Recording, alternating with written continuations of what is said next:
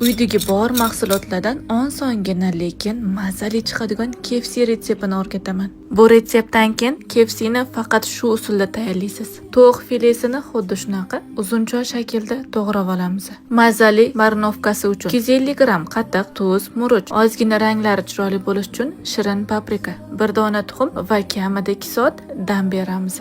Yaxshi marinovka bo'lganidan keyin unga 1 osh qoshiq jo'xori kraxmali, tuz, murch, 1,5 osh qoshiq shirin paprika, xolasanglar o'rniga achchiq paprika so'sanglar ham bo'ladi. Unga hamma yog'ini yaxshilab botirib, yaxshi qizigan ko'proq yog'da, o'rta olovdan ozgina pastroq olovda kamida 7 daqiqa ichlarigacha pishgunicha qizartirib pishirib olamiz. Issiqligida yonlarida so'slari bilan dasturxonga tortasizlar. Retsept yoqqan bo'lsa like bosib, retsept yo'qotib qo'ymaslik uchun u bu tanishingizga jo'natib qo'ying. Kerak paytda ko'rib pishirasiz. Ha aytgancha ovqatga injiq farzandim challenge'ini 15-kuni Ibrohimga juda ham yoqdi.